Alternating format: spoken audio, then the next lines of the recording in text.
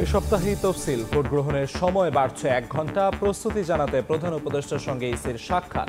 সুষ্ঠু নির্বাচনে সব সহযোগিতা দেবে সরকার। সামনে আসছে কঠিন সময়, জনগণকে সঙ্গে নিয়ে সব ষড়যন্ত্র রুখে দেওয়ার আহ্বান তারেক রহমানের। সাইবার প্রোপাগান্ডার বিরুদ্ধে লড়াইয়ের ডাক মির্জা ফখরুলের। জোট করল এনসিপি, এবি পার্টি ও রাষ্ট্র সংস্কার আন্দোলন। যুক্ত হবে আরও দল। গায়ের জোর বা ধর্মের দোহাই দিয়ে নির্বাচনে সফল হওয়া যাবে না, হুঁশিয়ারি নেতাদের। বেগম খালেদা জিয়ার সিটি স্ক্যান সম্পন্ন, রিপোর্ট স্বাভাবিক। এখনও বিদেশ নেওয়ার অবস্থা নেই। এভার কেয়ারে আছেন নিবিড় পর্যবেক্ষণে, সুস্থতা কামনায় দোয়া। এবং নতুন বইয়ের অপেক্ষায় শিক্ষার্থীরা। প্রাথমিকের বই ছাপানো শেষ হলেও শুরু হয়নি মাধ্যমিকের। সময় মতো না পেলে শিখন ঘাটতির শঙ্কা, জানুয়ারিতেই দেয়ার আশা।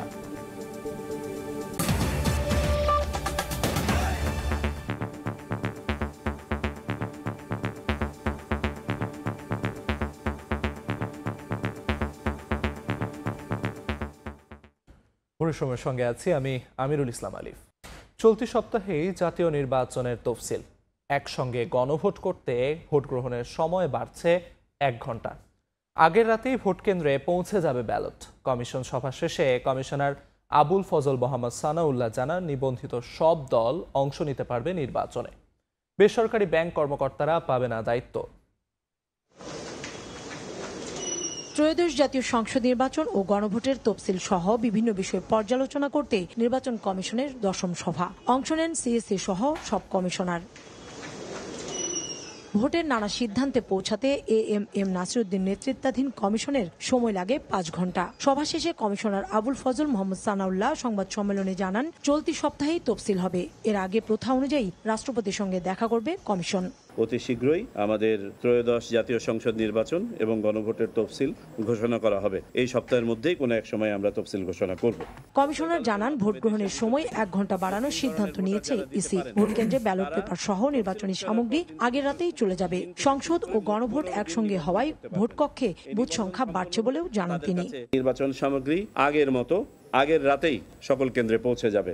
আমরা ভোটের সময় 1 ঘন্টা বাড়ানোর সিদ্ধান্ত নিয়েছি। ভোট শুরু হবে সকাল 7:30টায় এবং চলবে বিকাল 4:30 পর্যন্ত। ভোটে জাতীয় পার্টি অংশ নিতে পারবে কিনা এমন প্রশ্নের উত্তরে কমিশনার জানান, নিবন্ধিত সব দল অংশ নিতে পারবে ভোটে। এগুলো রাজনৈতিক বক্তব্য। নির্বাচন কমিশন তার স্বীয় বিবেচনায় যে আগের যে কমিটমেন্ট আছে এবং সরকারের যে পরিকল্পনা আছে সেই অনুযায়ী আমরা এগিয়ে যাচ্ছি। আমাদের অবস্থান হচ্ছে, আইন যাদেরকে পারমিট করবে তারা ভোটে অংশগ্রহণ করবেন এবং আইন বলা আছে কারা ভোটে অংশগ্রহণ করতে পারবেন না। বেসরকারি প্রতিষ্ঠানের কাউকে আপাতত নির্বাচন কর্মকর্তা হিসেবে নিয়োগ দেবে না ইসি। সোমবার থেকে পোস্টাল ব্যালট ছাপানো শুরু হবে। পরদিনই বিদেশে পাঠানো হবে ব্যালট। প্রতিবারের মতো ভোট গ্রহণের দিন সাধারণ ছুটি থাকছে। কাউসারা চৌধুরী কুমু, সময় সংবাদ, ঢাকা। নির্বাচনের প্রস্তুতি জানাতে প্রধান উপদেষ্টা ডক্টর মোহাম্মদ ইউনূসের সঙ্গে সাক্ষাৎ করেছেন সিইসি এএমএম নাসিরউদ্দিন।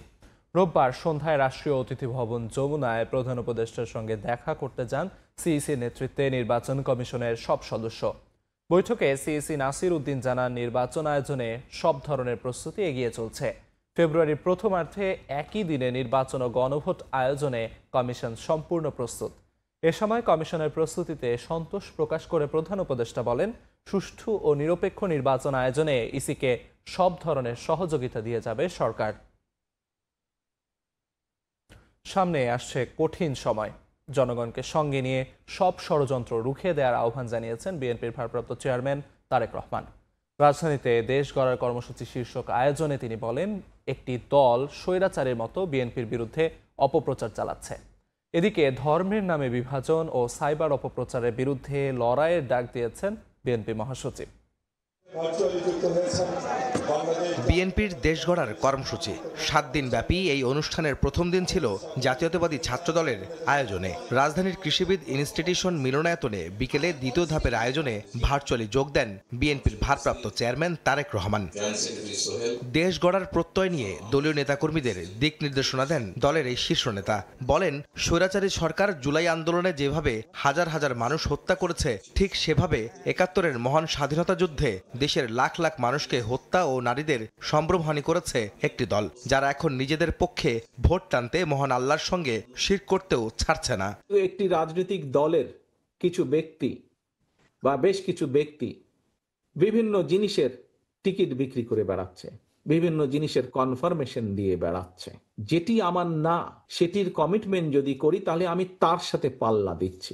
আমার নর্মাল দৃষ্টিকোণ থেকে আমি বুঝি যে সেটি হচ্ছে শিরিক, সেটি হচ্ছে শিরিকের পর্যায়ে পড়ে। যারা এইসব কথা বলে তারা শিরিক করছে। আপনি যদি তাদের কথা শোনেন আপনিও শিরিকের পর্যায়ে পড়ে যাবেন। যেভাবে পতিত স্বৈরাচার পালিয়ে যাওয়ার আগে হাজারো হাজারো মানুষকে হত্যা করেছিল ক্ষমতা ধরে রাখার জন্য, এই যাদেরকে কেউ কেউ বলে যে একবার দেখুন না এদেরকে, তাদেরকে দেশের মানুষ ৭১ সালেই দেখেছে নিজেদের রাজনৈতিক স্বার্থ রক্ষার্থে লক্ষ লক্ষ মানুষকে শুধু হত্যাই করেনি, তাদের সহকর্মীরা কিভাবে মা বোনদের ইজ্জত পর্যন্ত লুট করেছিল। এই কথাটি আমাদেরকে মনে রাখতে হবে। সামনে কঠিন সময় আসছে সতর্ক করে বিএনপির ভারপ্রাপ্ত চেয়ারম্যান বলেন, পলাতক ফ্যাসিস্ট সরকারের মতো একটি গোষ্ঠী বিএনপির বিরুদ্ধে অপপ্রচার শুরু করেছে। জনগণকে সঙ্গে নিয়ে সব ষড়যন্ত্র রুখে দিতে হবে। প্রত্যেকটি ক্ষেত্রে একটি অরাজকতা বিরাজ করছে। আমাদের সামনের সময়গুলো কিন্তু খুব ভালো নয়। সামনে অনেক কঠিন সময়ে অপেক্ষা করছে আমাদের জন্য। বিভিন্নভাবে বিভিন্ন রকম ষড়যন্ত্র বিভিন্ন জায়গায় হচ্ছে।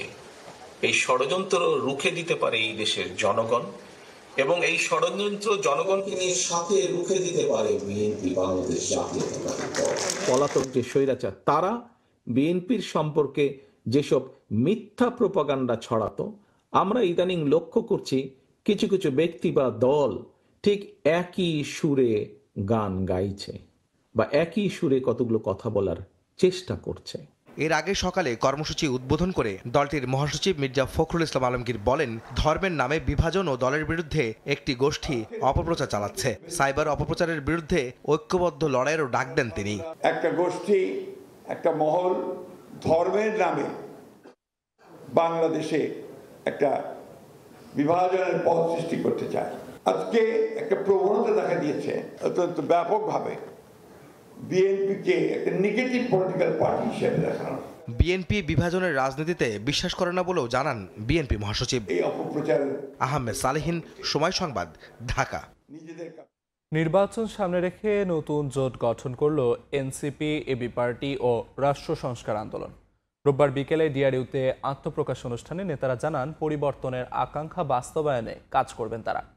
জোটের মুখপাত্র নাহিদ ইসলাম বলেন, গায়ের জোর বা ধর্মের দোহাই দিয়ে নির্বাচনে সফল হওয়া যাবে না।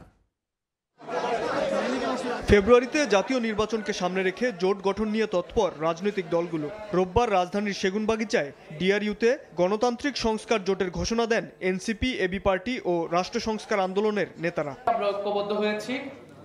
আমাদের এই যৌথ প্রক্রিয়া বা এই প্রক্রিয়াকে আমরা নাম দিয়েছি গণতান্ত্রিক সংস্কার জোট। জোটের মুখপাত্র এনসিপি আহ্বায়ক নাহিদ ইসলাম জানান, ৩ দলের পথ চলা শুধু নির্বাচন কেন্দ্রিক নয়, আন্দোলন কর্মসূচিতেও একসঙ্গে দেখা যাবে। জোটে যুক্ত হতে পারে আরও দল। এ সময় তিনি সতর্ক করে বলেন, গায়ের জোর কিংবা ধর্মের দোহাই দিয়ে আগামী নির্বাচনে সফল হওয়া যাবে না। আমরা মনে করি আরো অনেকগুলো দলের সাথে আমাদের এবং আরো অনেকগুলো রাজনৈতিক শক্তির সাথে আমাদের আলোচনা চলমান রয়েছে। আমরা চাই যে জুলাইয়ের শক্তিগুলা যারা পরিবর্তনের পক্ষে আছে, যারা পুরাতন রাজনীতির পথে দিতে চায় না, তারা আমরা ঐক্যবদ্ধ থাকবো। গায়ের জোরে দখলদারিত্বের মাধ্যমে নির্বাচনে তারা ভোট আদায় করবে অথবা ধর্মের নামে মানুষকে প্রতারণা করে ভোট আদায় করবে, তারা উভয়ই পরাজিত হবে। পুরনো রাজনীতির উপর সাধারণ মানুষের মোহ কেটে গেছে দাবি করে জোটের বাকি 2 দল এবি পার্টি ও রাষ্ট্র সংস্কার আন্দোলনের নেতারা বলেন, কাঙ্ক্ষিত বাংলাদেশ গড়ে তুলবে নতুন রাজনৈতিক জোট। এই আন্দোলনে এবং এই সংস্কারের পক্ষে যারা জীবন দিয়েছে, তাদের জীবনের পক্ষে আসলে এখানকার রাজনীতিবিদরা সঠিক ভূমিকা পালন করতে পারবে কি পারবে না, জনগণ সেখানে আসলে এটা নির্ধারণ করবে আগামী নির্বাচনে। আমরা নতুন রাজনৈতিক ট্রেন্ড সেট করতে চাই। আমরা তো বলেছি, কোনো একক ব্যক্তিও যদি উঠে আসেন এবং তিনি যদি এই পুরানো রাজনীতির বিরুদ্ধে দাঁড়িয়ে নতুন রাজনীতির ঝান্ডা তুলে ধরতে পারেন, আমরা তাকেই মনোনয়ন দেব। নির্বাচনে জোটের আসন বিন্যাস কিংবা প্রার্থিতা ধীরে ধীরে জানানো হবে বলেও জানান জোটের নেতারা। শাবাব ওয়াসি, সময় সংবাদ, ঢাকা। টানা 15 দিন এভারকেয়ার হাসপাতালে চিকিৎসাধীন বিএনপি চেয়ারপারসন বেগম খালেদা জিয়া। তার সিটি স্ক্যান করা হয়েছে, রিপোর্ট স্বাভাবিক। দেশি বিদেশি চিকিৎসকদের নিবিড় পর্যবেক্ষণে রয়েছেন সাবেক প্রধানমন্ত্রী। সরাসরি তত্ত্বাবধান করছেন পুত্রবধূ ডাক্তার জুবাইদা রহমান। সাবেক প্রধানমন্ত্রীর শারীরিক অবস্থার উন্নতির ওপর নির্ভর করছে তার লন্ডন যাত্রা। এদিকে বেগম জিয়ার সুস্থতা কামনায় দেশব্যাপী চলছে দোয়া প্রার্থনা। সারা দেশের দৃষ্টি এখন রাজধানীর এভারকেয়ার হাসপাতালে। দীর্ঘ 15 দিন ধরে এখানেই চিকিৎসাধীন বিএনপি চেয়ারপারসন বেগম খালেদা জিয়া। সাবেক এই প্রধানমন্ত্রীকে দেখার সুযোগ না থাকলেও অনেকেই প্রতিদিন ভিড় করেন হাসপাতালের সামনে। তবে সাধারণ রোগীদের বিড়ম্বনা এড়াতে আইনশৃঙ্খলা রক্ষা বাহিনীও সরব। লন্ডনে নেয়ার মতো শারীরিক অবস্থা না আসায় আপাতত দেশেই চলবে বেগম জিয়ার চিকিৎসা। দেশি বিদেশি চিকিৎসকদের নিবিড় তত্ত্বাবধানে চলছে তার চিকিৎসা। সরাসরি তদারকি করছেন লন্ডন থেকে দেশে আসা পুত্রবধূ ডাক্তার জুবাইদা রহমান। রবিবারও এভারকেয়ারে আসেন তার এক পত্নী। দীর্ঘদিন থেকে আর্থাইটিস, ডায়াবেটিস, কিডনি, লিভার, ফুসফুস ও হৃদযন্ত্র সহ নানা সমস্যায় ভুগছেন বিএনপি চেয়ারপারসন। 23 নভেম্বর হাসপাতালে ভর্তি হন সাবেক প্রধানমন্ত্রী বেগম জিয়া। এদিকে দলীয় প্রধানের সুস্থতা কামনায় দেশব্যাপী চলছে দোয়া প্রার্থনা। সকালে পল্টনের মাওলানা ভাসানী মিলনায়তনে ছাত্র দলের সাবেক নেতৃত্বের আয়োজনে দোয়া মাহফিলে যোগ দিয়ে বিএনপির স্থায়ী কমিটির সদস্য বেগম সেলিমা রহমান বলেন, বেগম জিয়া সুস্থ হয়ে ফিরলে ফ্যাসিস্ট মুক্ত দেশ গড়ার স্বপ্ন পূরণ হবে। ফ্যাসিস্ট সরকারের হাতে যে বাংলাদেশ ছিন্ন বিচ্ছিন্ন হয়ে গেছিল, সেই ছিন্ন বিচ্ছিন্ন বাংলাদেশকে যেন নতুন করে গড়তে পারি, সেই বাংলাদেশে গড়ের যে স্বপ্ন আমাদের, সেটা দেশনেত্রী বেগম খালেদা জিয়া যদি সুস্থ হয়ে আসেন অবশ্যই সেটা সম্ভব হবে। তিনিই আমাদের প্রেরণার উৎস। এদিন রাজধানীর মালিবাগে বেগম জিয়ার সুস্থতায় দোয়া ও মিলাদ অনুষ্ঠানে বিএনপির স্থায়ী কমিটির আরেক সদস্য মির্জা আব্বাস জানান, অত্যন্ত কঠিন অবস্থা থেকে এখন কিছুটা ভালো আছেন বেগম খালেদা জিয়া। দেশনেত্রী বেগম খালেদা জিয়া অত্যন্ত কঠিন অবস্থায় আছে। আপনাদের দোয়ায় হয়তো আজকে খবর পেলাম একটু স্টেবল হয়েছে। আজকে খবর পেয়েছি দেশনেত্রী বেগম খালেদা জিয়া অন্য একটা উচ্চতায় চলে গেছেন। উনি এখন বিএনপি নেত্রী নন, উনি এখন সারা বাংলাদেশে অভিভাবক হয়ে গেছেন। বেগম জিয়ার সুস্থতা কামনায় দেশবাসীর কাছে দোয়া চান বিএনপি নেতারা। দেশব্যাপী দেশনেত্রী বেগম খালেদা জিয়ার জন্য যে দোয়া হয়েছে। আহমেদ সালেহীন, সময় সংবাদ, ঢাকা। রায়ের বাজার থেকে তোলা হচ্ছে 114 জুলাই শহীদের মরদেহ। পরিচয় শনাক্তের জন্য সংগ্রহ করা হবে তাদের ডিএনএ নমুনা। আদালতের নির্দেশে 1.5 বছর পর রোববার কবর থেকে মরদেহ তোলার কাজ শুরু করে সিআইডি। পরিচয় শনাক্তে এখন পর্যন্ত আবেদন করেছে 10 জন শহীদের পরিবার। 24 জুলাই আগস্টের গণঅভ্যুত্থানের 1.5 বছর পার হলেও এখনও শনাক্ত হয়নি আন্দোলনের শহীদদের অনেকের। সরকারি দপ্তর থেকে অভ্যুত্থানের নেতৃত্বদানকারী ব্যক্তিরা বারবার আশ্বাস দিলেও এখনও অজানা সেসব শহীদদের পরিচয়। আঞ্জুমান মফিদুল ইসলাম থেকে তথ্য নিয়ে স্বজনদের মামলার পরিপ্রেক্ষিতে আদালতের নির্দেশে শুরু হলো কবর থেকে মরদেহ তোলার কাজ। যে অনেক খোঁজাখুঁজি করছি, খোঁজাখুঁজি করার পরে প্রায় 8 মাস পরে আমরা লাশের সন্ধান পেয়েছি। লাশগুলো আমরা শনাক্ত করতে পারি। শনাক্ত করতে বলে মনের আশা কিছুটা শান্তি পাবে। আদালতের নির্দেশে শহীদদের পরিচয় শনাক্ত করার কঠিন ও সংবেদনশীল কাজে হাত দিয়েছে সিআইডি। তাদের সহায়তায় রয়েছেন আর্জেন্টিনার বিখ্যাত ফরেনসিক বিশেষজ্ঞ ডক্টর লুইস ফ্রন্ডেব্রিডার এবং জাতিসংঘের মানবাধিকার কমিশন। মরদেহ উত্তোলনের পর ময়নাতদন্ত করে ডিএনএগুলো আবেদনকৃত স্বজনদের ডিএনএর সঙ্গে মিলিয়ে করা হবে পরিচয় শনাক্ত। এখন পর্যন্ত 10 জন ডিএনএ নমুনা দেওয়ার জন্য আবেদন করেছেন। We have sessions of lectures with the local forensic scientists, so we trust the work will be done according international rules. মৃতদের পোস্টমর্টেম হবে, এদের ডিএনএ স্যাম্পলগুলো সংগ্রহ করা হবে, প্রোফাইলিংগুলো নিশ্চিত করা, আবার সেই সকল ধর্মীয় ভাবগাম্ভীর্য সবগুলো রেখেই আমরা তাদেরকে আবার রিভিউরিট করব। সিআইডি জানাই প্রাথমিকভাবে 114 জনের মরদেহ উত্তোলনের কথা থাকলেও প্রকৃত সংখ্যা জানা যাবে উত্তোলনের পর। সরকারের পক্ষ থেকে নেওয়া এই উদ্যোগকে স্বাগত জানিয়ে আশা দেখছেন নতুন করে স্বজনরা সেই শহীদদের যেন চিহ্নিত করে তাদের কবরকে শনাক্ত করা যায়। রাজুল ইসলাম শুভ, সময় সংবাদ, ঢাকা। আওয়ামী লীগ শাসনামলে জেআইসি সেলে আব্দুল্লাহ হিলামান আজমি, মাইকেল চাকমা সহ 26 জনকে গুম করে নির্যাতনের অভিযোগে শেখ হাসিনা সহ 13 জনের বিরুদ্ধে রাষ্ট্রপক্ষের অভিযোগ গঠনের শুনানি শেষ হয়েছে। এদিন চিফ প্রসিকিউটর ট্রাইব্যুনালকে বলেন, সব গুমের নির্দেশ দিতেন শেখ হাসিনা আর সেনা কর্মকর্তাদের দিয়ে তা বাস্তবায়ন করাতেন তারিক আহমেদ সিদ্দিক। 2015 সালের অক্টোবর থেকে 2024 সালের আগস্ট পর্যন্ত ডিজিএফআই এর নিয়ন্ত্রণাধীন জয়েন্ট ইন্টারোগেশন সেলে গুম করে রাখার মামলায় রোববার হাজির করা হয় সংস্থাটির সাবেক 3 পরিচালককে। প্রসিকিউশন বলছে এই সময়ের মধ্যে আয়নাঘরে গুম থেকে ফিরে আসে 26 জন। তাদের অভিযোগেই এই মামলা। শুনানিতে চিফ প্রসিকিউটর বলেন, শেখ হাসিনার সরাসরি নির্দেশনা, কখনো কখনো তার নিরাপত্তা উপদেষ্টা তারিক আহমেদ সিদ্দিকীর নির্দেশনায় সরকার যাদেরকে হুমকি মনে করত তাদেরই ধরে এনে রাখা হতো আয়নাঘরে। কারো কারো পরিণতি হতো নির্মম মৃত্যু।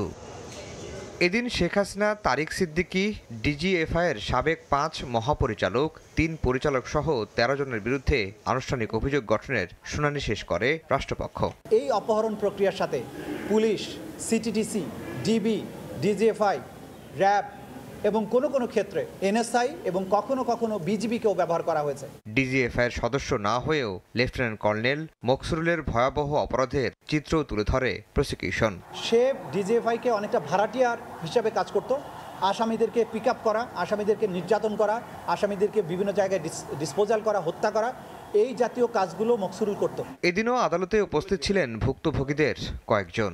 কোনো জেনারেল যেন কোনো রাজনৈতিক প্রভুর অন্ধ আনুগত্য না করে, এই জন্য এই মামলার মাধ্যমে যদি দৃষ্টান্তমূলক শাস্তি হয় তাহলে এটা একটা প্রতিবন্ধকতামূলক, প্রতিরোধমূলক ব্যবস্থা হবে, যেটাকে আমরা মিলিটারি ভাষায় বলি ডেটারেন্ট। সেনাবাহিনীর তদন্ত আদালতে গ্রেফতার 3 সেনা কর্মকর্তার বিরুদ্ধে অভিযোগের প্রমাণ মেলেনি বলে দাবি তাদের আইনজীবীর। তদন্ত আদালতে mister Azmi has also given his statement এবং সকল কিছু মিলে আর্মি আমাদের 3 জনকে নির্দোষ প্রমাণিত করেছেন।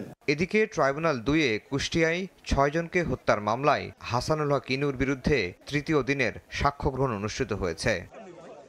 আফজাল হোসেন, সময় সংবাদ, ঢাকা। বছর শেষ হতে বাকি আর মাত্র 24 দিন। ইতোমধ্যে প্রাথমিকের সব বই ছাপা শেষে মাঠ পর্যায়ে পৌঁছেছে। তবে এখনও মাধ্যমিকের বই ছাপাই শুরু করেনি অধিকাংশ প্রেস। মুদ্রণ ব্যবসায়ীরা বলছেন, টেন্ডার প্রক্রিয়ায় দেরি করায় সময়মতো কাজ শুরু করতে পারেনি অনেক প্রেস। আর সময়মতো শিক্ষার্থীদের হাতে বই তুলে দিতে না পারলে শিখন ঘাটতিতে পড়বে বলে শঙ্কা বিশ্লেষকদের। তবে জানুয়ারিতেই শিক্ষার্থীদের হাতে বই পৌঁছে দেওয়ার ব্যাপারে আশাবাদী জাতীয় শিক্ষাক্রম ও পাঠ্যপুস্তক বোর্ড। শাকির আহমেদের রিপোর্ট। হাতে আছে 1 মাসেরও কম সময়, তাই দিনরাত এক করে ছাপার কাজ শেষ করতে ব্যস্ততা চলছে বিভিন্ন প্রেসে। প্রাথমিক ও মাধ্যমিকের পাঠ্য বই ছাপা থেকে বাধাই, কাটিং ও প্যাকেজিংয়ে যুক্তদের ফুসরত নেই কারো। নতুন শিক্ষাবর্ষের জন্য প্রায় 30 কোটি বই ছাপার কাজ চলছে। এর মধ্যে প্রাথমিকের 9 কোটি এবং মাধ্যমিক ও ইবতেদায়ীর 21 কোটি বই। প্রাথমিকের বই ছাপার কাজ শেষ হয়েছে। এসব বই প্রতিষ্ঠানে পাঠানো হচ্ছে। রাজধানীর বিভিন্ন প্রেসে এখন ছাপা হচ্ছে 9ম শ্রেণীর বই।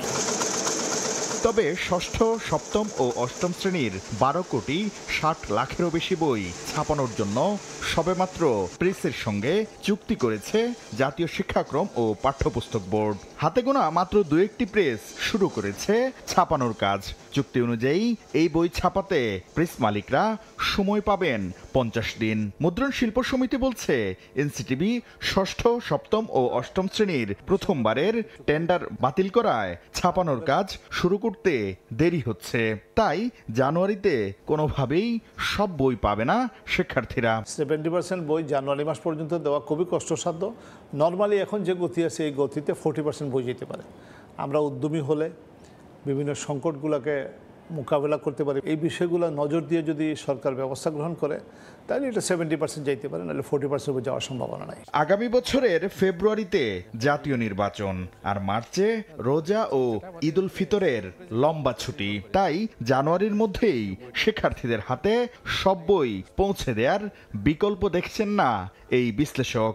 অবশ্যই কারো ব্যক্তিগত গাফিলতির কারণে যাতে এই বইগুলা শিক্ষার্থীর হাতে যেতে দেরি না হয়, সেই ব্যাপারে একটা সুস্থ পদক্ষেপ নিবে, এটি আমরা আশা করি। ক্যামেরার সামনে কথা না বললেও জাতীয় শিক্ষাক্রম ও পাঠ্যপুস্তক বোর্ড জানিয়েছে জানুয়ারিতেই বই পাবে শিক্ষার্থীরা। শাকির আহমেদ, সময় সংবাদ, ঢাকা। দেশের ইতিহাসে দ্বিতীয়বারের মতো কোনো সাবেক রাষ্ট্রপতির বিরুদ্ধে দুর্নীতির অনুসন্ধান শুরু হয়েছে। ক্ষমতার অপব্যবহার করে রাষ্ট্রের 24 কোটি টাকা ক্ষতির অভিযোগ উঠেছে মোহাম্মদ আব্দুল হামিদের বিরুদ্ধে।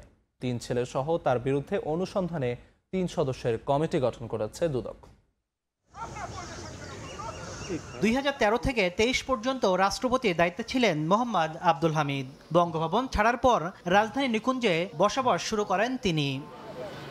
ক্ষমতার অপব্যবহার করে নিকুঞ্জ এলাকায় বাসভবন, সাজসজ্জা ও সৌন্দর্য বর্ধনের নামে রাষ্ট্রের 24 কোটি টাকা ক্ষতি করেছেন সাবেক রাষ্ট্রপতি আব্দুল হামিদ। এমন অভিযোগের বিষয়ে অনুসন্ধানে নেমেছে দুদক। রাষ্ট্রপতি থাকাকালে ব্যক্তিগত সুখ বিলাসের জন্য ক্ষমতার অপব্যবহারের মাধ্যমে নিকুঞ্জ এক আবাসিক এলাকায় সাজসজ্জা এবং সৌন্দর্য বর্ধন প্রকল্প বাবদ রাষ্ট্রের 24 কোটি টাকা ক্ষতি এবং অবৈধ সম্পদের অর্জনের অভিযোগের বিষয়ে অনুসন্ধানের সিদ্ধান্ত গৃহীত হয়েছে। এদিকে আলোচিত সমালোচিত ব্যবসায়ী সাইফুল আলমের বিরুদ্ধে আরও একটি মামলা করেছে দুদক। এবার জনতা ব্যাংক থেকে 1900 কোটি টাকার বেশি আত্মসাতের অভিযোগে 34 জনের সংশ্লিষ্টতা খুঁজে পেয়েছে সংস্থাটি। এই মামলায় আসামির সংখ্যা হচ্ছে 34 জন, এস আলম সহ, এবং আত্মসাৎকৃত অর্থের পরিমাণ হচ্ছে 1963 কোটি টাকারও বেশি। এস আলম গ্রুপের মালিকের বিরুদ্ধে আরও বেশ কয়েকটি দুর্নীতির অনুসন্ধান করছে দুদক। তাসলিম তৌহিদ, সময় সংবাদ, ঢাকা। ধর্মীয় অনুভূতিতে আঘাত দেওয়ার অভিযোগে সুনামগঞ্জ 2 আসনে জামায়াতের প্রার্থী শিশির মনিরের বিরুদ্ধে মামলার আবেদন করেছেন এক আইনজীবী। একটি ইউটিউব চ্যানেলের ভিডিওতে তিনি বলেন, রোজা এবং পূজা একই মুদ্রার এপিটোপিট। এই মন্তব্যের জেরে রোববার ঢাকার অতিরিক্ত চিফ মেট্রোপলিটন ম্যাজিস্ট্রেট জসিতা ইসলামের আদালতে মামলার আবেদন করেন আইনজীবী রিদওয়ান হোসেন রবিন। শুনানি শেষে আদালত বাদীর জবানবন্দি নিলেও তাৎক্ষণিক কোনো আদেশ দেননি। মামলার আবেদনে বলা হয়, রাজনৈতিক ফায়দা নেয়ার উদ্দেশ্যে শিশির মনির ইচ্ছাকৃতভাবে দেশের মুসলমানদের অনুভূতিতে আঘাত করেছেন। রোজা এবং পূজাকে একই মানদণ্ডে ফেলা কোনোভাবেই গ্রহণযোগ্য নয় এবং তা ধর্মীয় সংবেদনশীলতা ক্ষুণ্ণ করার শামিল। গাজীপুরে 1 আসনের মনোনয়ন ঘিরে কালিয়াকৈরে বিএনপির দুপক্ষের সংঘর্ষ হয়েছে। এতে আহত হয়েছেন অন্তত 10 জন। এ সময় বেশ কয়েকটি নির্বাচনী প্রচারণা কার্যালয়ে ভাঙচুর ও আগুন দেওয়া হয়। রোববার বিকেলে মনোনয়ন বঞ্চিত জেলা বিএনপির সদস্য সচিব ইশরাক সিদ্দিকের সমর্থকরা বিক্ষোভ মিছিলের ডাক দেয়। একই সময় বিএনপি মনোনীত প্রার্থী মুজিবুর রহমানের অনুসারীরা মোটরসাইকেল মহড়ায় অংশ নেন। এ সময় দুপক্ষের বাগবিতণ্ডা হলে সংঘর্ষে জড়ায় তারা, আহত হন 10 জন। এ সময় মোটরসাইকেলে অগ্নিসংযোগ করা হয়। আহতদের উদ্ধার করে বিভিন্ন হাসপাতালেও পাঠানো হয়। মনোনয়ন বঞ্চিত ইশরাক সিদ্দিকের দাবি, বিএনপি মনোনীত প্রার্থী মুজিবুর রহমানের অনুসারীরা তার কর্মীদের ওপর হামলা চালায় এবং অফিস ভাঙচুর করে। যদিও এমন অভিযোগ ভিত্তিহীন দাবি করেছেন বিএনপি মনোনীত প্রার্থী। উচ্চ তেলের দাম লিটারে 16 টাকা পর্যন্ত বাড়ালো বাণিজ্য মন্ত্রণালয়। সোমবার থেকে কার্যকর হবে নতুন দাম। রোববার সন্ধ্যায় সংবাদ বিজ্ঞপ্তিতে তথ্য জানিয়েছে Bangladesh vegetable oil refiners and vanaspati manufacturers association.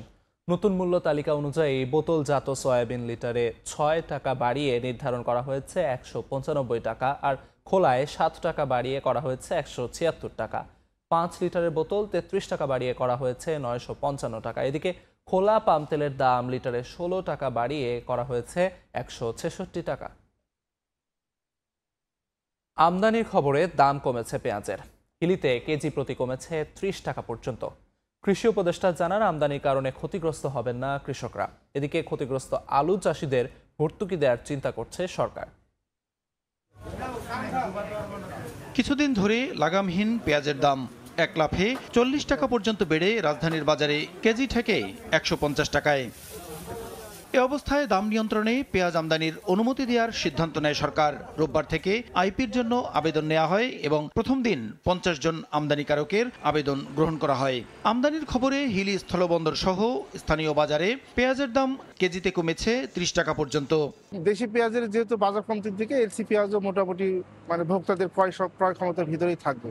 রোববার সচিবালয়ে কৃষি খাতের অগ্রগতি নিয়ে আয়োজিত এক সভা শেষে কৃষি উপদেষ্টা বলেন, পেঁয়াজের বাজার নিয়ন্ত্রণ করতেই আমদানির অনুমতি দেওয়া হয়েছে। কারসাজিগুলি করে কৃষকদেরও যেমন ঠকানো হচ্ছে, ভোক্তাদেরও আরো বেশি ঠকানো হচ্ছে।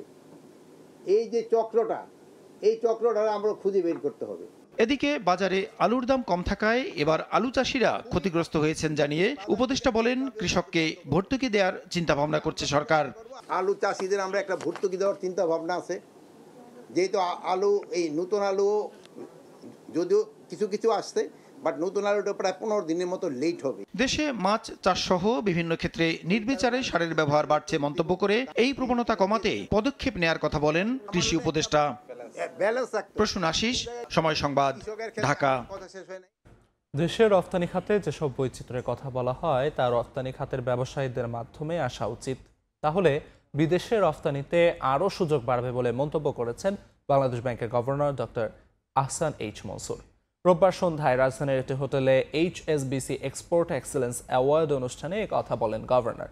এছাড়া বিশেষ অতিথির বক্তব্যে বাংলাদেশে নিযুক্ত British high commissioner Sarah Cook জানান, 2029 সালের পর তৈরি পোশাক সহ 92% পণ্যে শুল্কমুক্ত সুবিধা পাবে বাংলাদেশ, যা বাংলাদেশের পণ্য রপ্তানিতে বৈচিত্র্য আনতে ভূমিকা রাখবে।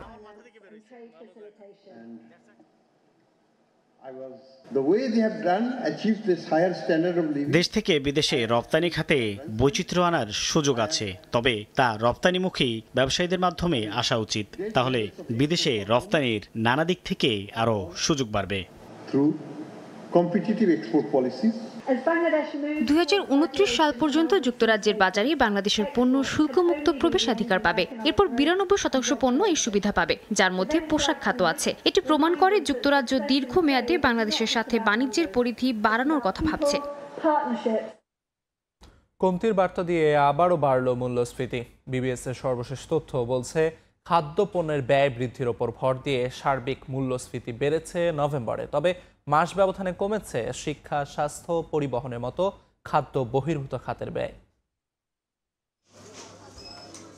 চলতি বছর শেষে দেশে মূল্যস্ফীতি 5% নামিয়ে আনা সম্ভব। গেল বৃহস্পতিবার বিডের এক অনুষ্ঠানে গভর্নরের এমন অবস্থানের 2 দিন পর রোববার বাংলাদেশ পরিসংখ্যান ব্যুরো জানালো ভিন্ন তথ্য। অক্টোবর খানিকটা কমলেও আবার বেড়েছে নভেম্বরে। পরিসংখ্যান বলছে, গেল মাসে মানুষের খাদ্যপণ্য কেনা বাবদ খরচ কিছুটা বেড়ে 7.36% পৌঁছেছে, যা 7.08% ছিল অক্টোবরে। খাদ্য খাতে ব্যয় বৃদ্ধির উপর ভর করে বেড়েছে দেশের সার্বিক মূল্যস্ফীতি। অক্টোবরে 8.17%, নভেম্বরে হয়েছে 8.29%। ইনক্লুডিং ইউটিলিটিস সবকিছু, আপনার বিদ্যুৎ, পানি সবকিছু মিলিয়ে আর কি বেশ চাপ ফিল করি। কম পয়সার মানুষই হোক আর বেশি পয়সার মানুষই হোক, তার উপরে প্রভাবটা ফেলে। দাম আমার মনে হয় যে তুলনামূলকভাবে আমাদের দেশে খাদ্যপণ্যের দাম খুব বেশি। তবে এ সময়ে কমেছে শিক্ষা, স্বাস্থ্য, পরিবহনের মতো খাদ্য বহির্ভূত পণ্যের মূল্যস্ফীতি। মূল্যস্ফীতি বৃদ্ধির মাসে শিল্প ও সেবা খাতের বেড়েছে সার্বিক মজুরি। তোফাজ্জল হোসাইন, সময় সংবাদ, ঢাকা। জাতীয় উন্নয়ন লক্ষ্যমাত্রা অর্জনে SME খাতের অবদান অপরিসীম, তাই ক্ষুদ্র উদ্যোক্তাদের রফতানি বাজারে নিয়ে যাওয়ার লক্ষ্যে কর্মপরিকল্পনা সাজানোর তাগিদ দিয়েছেন শিল্প উপদেষ্টা আদিলুর রহমান। রোববার রাজধানীতে 12তম জাতীয় SME মেলার উদ্বোধনী অনুষ্ঠানে এ তাগিদ দেন তিনি। এ সময় চাহিদাভিত্তিক পণ্য তৈরির পরামর্শ দেন বিডার নির্বাহী চেয়ারম্যান। তবে সহজে ব্যাংক ঋণের ব্যবস্থা করা না গেলে কোনো উদ্যোগই কাজে আসবে না বলে জানান SME ফাউন্ডেশনের চেয়ারম্যান। রাজধানী ঢাকার আগারগাঁওয়ে বাংলাদেশ চীন মৈত্রী সম্মেলন কেন্দ্রে বসেছে 12তম জাতীয় SME মেলা। এতে নিজেদের পণ্য নিয়ে অংশ নিয়েছে সারা দেশের প্রায় 350 উদ্যোক্তা। রয়েছে SME ঋণ বিতরণকারী প্রায় 30টি ব্যাংক ও আর্থিক প্রতিষ্ঠান। এই ধরনের মেলাগুলো আমাদের জন্য প্রচণ্ড মানে এফেক্টেবল। ইনভেস্টমেন্টটা যদি 6 মাস পর থেকে শুরু হয়, তাহলে ক্ষুদ্র উদ্যোক্তারা তাদের যে মূল উদ্দেশ্য এটাকে গ্রো করা, তো সেটা আমি বিশ্বাস করি। উদ্যোক্তাদের যে ঋণ, তারপর বিভিন্ন যে সার্ভিস সম্পর্কে অনেকেই জানে না, তো আসার পরে ওনারা জানতে পারছেন। রোববার 8 দিনব্যাপী এই মেলার উদ্বোধনী অনুষ্ঠানে SME ফাউন্ডেশনের চেয়ারম্যান তুলে ধরেন অর্থায়ন জটিলতায় কিভাবে পিছিয়ে পড়ছেন দেশের GDP-তে 30% বেশি যোগান দেয়া ক্ষুদ্র মাঝারি উদ্যোক্তারা, তার নানা দিক। SME ফাউন্ডেশনের পক্ষে 1,18,00,000 উদ্যোক্তাকে ফিজিক্যালি সার্ভ করা is next to impossible. Database যদি আমরা না করি, আসলে আমরা জানি না যে আমার কোন সেক্টরে কয়জন উদ্যোক্তা আছে, কোন সেক্টরে কোন ধরনের সাহায্য বেশি দরকার। এ সময় বাজার সম্প্রসারণে দেশে বিদেশে চাহিদা বিবেচনায় পণ্য তৈরির পরামর্শ দেন বাংলাদেশ বিনিয়োগ উন্নয়ন কর্তৃপক্ষ বিডার নির্বাহী চেয়ারম্যান। বাংলাদেশে যেই সম্ভাবনাটা আছে সেটাকে ওনারা সেখান থেকে একটা ভালো আউটপুট পেতে চান। সবগুলা ইন্ডাস্ট্রিতে যদি আমাদেরকে এগিয়ে যেতে হয় তাহলে আসলে এই এমএসএমই সেক্টরটাকে একটা সাপোর্ট ইনফ্রাস্ট্রাকচার হিসেবে দাঁড় করাতে হবে। তবে শিল্পপণ্যের বাজার ধরতে গিয়ে যেন কৃষি জমি নষ্ট না হয় সেদিকে খেয়াল রেখে বিচ্ছিন্নভাবে কারখানা গড়ে না তোলার তাগিদ দেন শিল্প উপদেষ্টা। চাহিদা কোন কোন দেশে আমরা রপ্তানি করতে পারবো, নতুন সুযোগ কিভাবে তৈরি করা যায় ইত্যাদি জিনিসগুলো আমরা অনুসন্ধান করার ক্ষেত্রে জোর দিচ্ছি। মেলার উদ্বোধনী অনুষ্ঠানে 6 জন মাইক্রো, ক্ষুদ্র, মাঝারি ও স্টার্টআপ উদ্যোক্তাদের হাতে জাতীয় এসএমই উদ্যোক্তা পুরস্কারের ক্রেস্ট ও সনদ দেওয়া হয়। সাদিক হাসান ইমন, সময় সংবাদ, ঢাকা। শুষ্ক মৌসুমেও পিরোজপুর ও ঝালকাঠিতে নদী ভাঙন, বিলীন হচ্ছে বসতবাড়ি, ফসলি জমি ও বিভিন্ন স্থাপনা। সবকিছু হারিয়ে অনেক পরিবার মানবেতর জীবনযাপন করছেন। তাদের অভিযোগ, বারবার জানানোর পরও স্থায়ী সমাধান দিতে পারেনি কর্তৃপক্ষ। পানি উন্নয়ন বোর্ড বলছে বাঁধ নির্মাণে বিভিন্ন প্রকল্প চলমান। বিলীন হয়েছে দেয়ালসহ মসজিদের একাংশ, টিকে থাকা অংশে নামাজ আদায় করছেন মুসল্লি।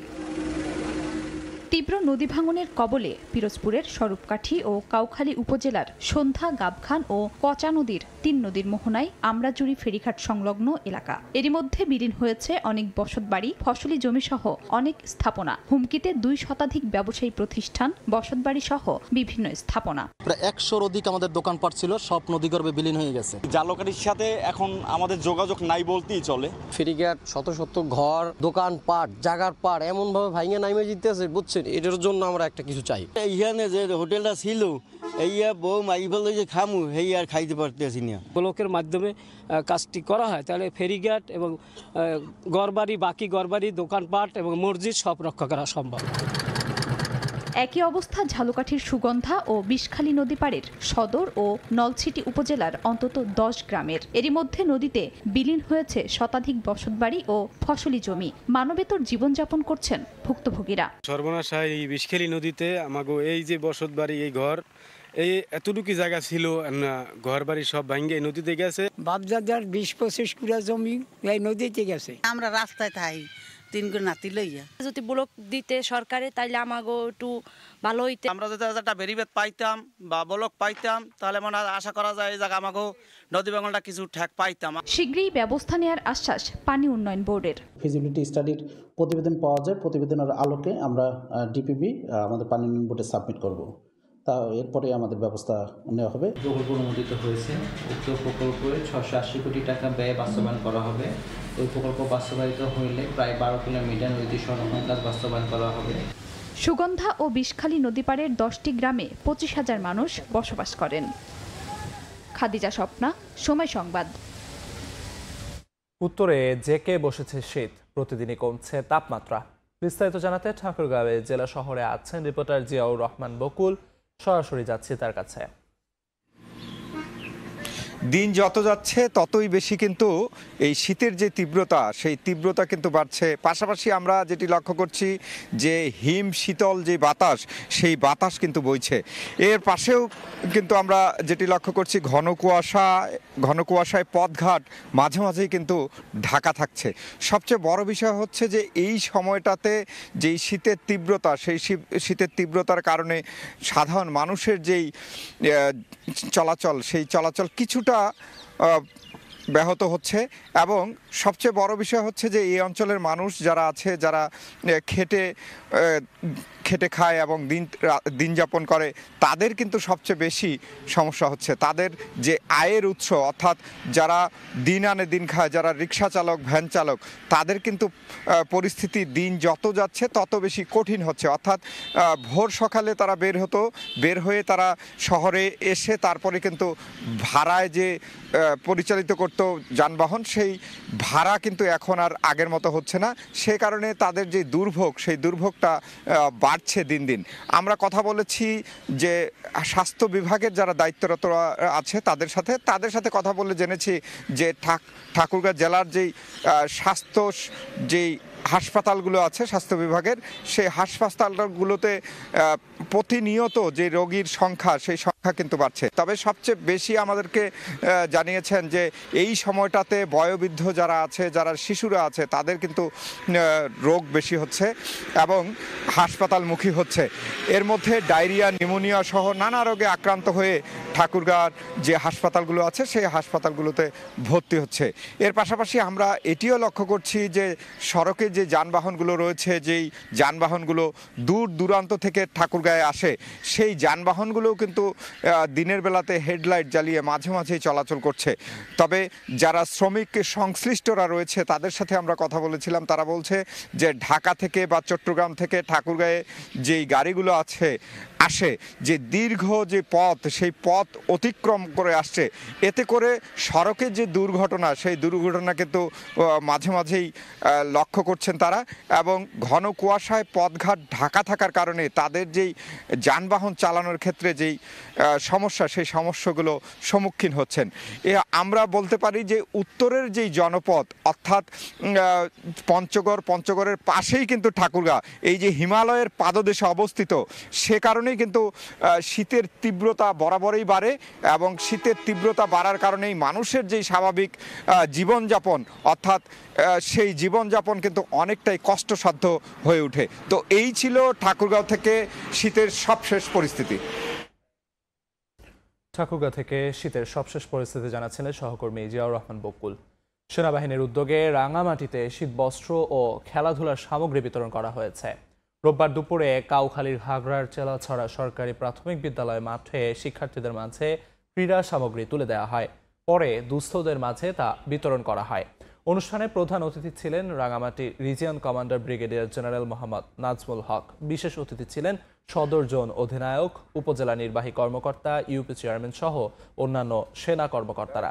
জানানো হয়, সম্প্রতি উন্নয়ন প্রকল্পের আওতায় বিতরণ করা হয় এসব সামগ্রী। পাহাড়ে মানুষের জীবনমান উন্নয়ন ও পারস্পরিক সৌহার্দ্য বৃদ্ধির লক্ষ্যে এ ধরনের কার্যক্রম চলমান থাকবে বলেও জানায় সেনাবাহিনী।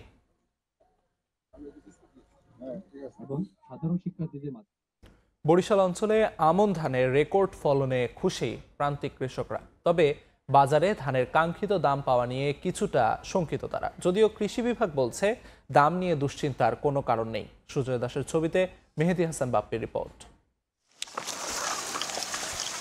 অগ্রায়ণের বাতাসে দুলছে সোনালী ধানের শীষ।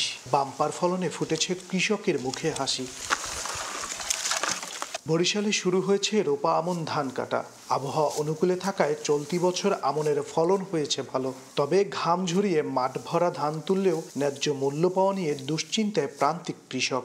এবারের যে আবহাওয়ার যে তারতম্য, এইটাও খুব ভালো ছিল, এই জন্য ফসলও ভালো হয়েছে। ন্যায্য মূল্য ধানের না পাই তাহলে আমাদের লস হবে। আমনের ধান আমরা যেভাবে করছি 1350-1400 টাকা হলে আমাকে খরচার টাকাটা হইবে। সারের দামটা একটু বৃদ্ধি, এখন দামটা পামু কিনা এইটা লইয়া একটা সংকটে আছে। সরকারের কাছে দাবি যে আমাদের বাজারটা যেন ভালো থাকে। যদিও স্থানীয় কৃষি বিভাগ বলছে বিগত বছরের চেয়ে এবার 10% বেশি জমিতে আমনের আবাদ হয়েছে। দাম নিয়ে শঙ্কার কোনো কারণ নেই। আশা করতেছি আমরা গেলবারের তুলনায় অনেক ধানের ফলন বেশি পাবো। সেই হিসাবে আমার এই 320 হেক্টর জমিতে 1760 মেট্রিক টন ধান পাওয়ার সম্ভাবনা আছে। এতে ধান কর্তনে কৃষক অনেক খুশি। সরকার ইতিমধ্যে দাম ঘোষণা করেছে, তাতে আমরা আশা করছি যে সরকারের ঘোষিত মূল্য বাজারে একটা প্রভাব ফেলবে এবং কৃষক নিশ্চয়ই ন্যায্য মূল্য পাবে। কৃষি অফিসের দেয়া তথ্য মতে গত অর্থ বছর বরিশালে 6,95,000 হেক্টর জমিতে আমনের আবাদ হয়েছে, তা এবার পৌঁছেছে 7 লাখ হেক্টর জমিতে। মেহেদী হাসান বাপ্পি, সময় সংবাদ, বরিশাল। নাটোরে ডিলার পয়েন্টে গিয়ে সার না পাওয়ায় সড়ক অবরোধ করে বিক্ষোভ করেছেন কৃষকরা। রোববার সকালে উপজেলা কৃষি অফিসের সামনে সড়ক অবরোধ করেন তারা। এ সময় উপজেলা কৃষি কর্মকর্তার অপসারণ দাবি করেন কৃষকরা। পরে পুলিশ ও উপজেলা প্রশাসনের আশ্বাসে অবরোধ তুলে নেন। এদিকে ডিলার পয়েন্টে সার পৌঁছালেও কৃষকরা কেন পাচ্ছেন না তা খতিয়ে দেখা হচ্ছে বলে জানান উপজেলা নির্বাহী কর্মকর্তা।